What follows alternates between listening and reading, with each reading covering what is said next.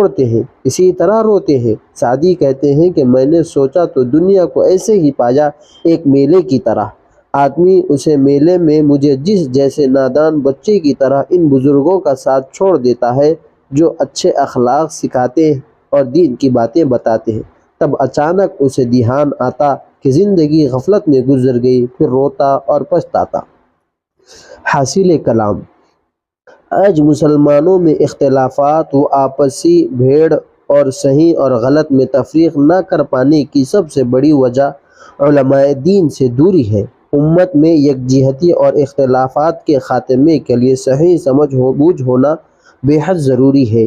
اس کے لیے علماء سے جڑے رہنا اور ان کی صحبت سے مستفید ہونے میں ہماری پوری امت کی بھلائی کا راز چھپا ہے۔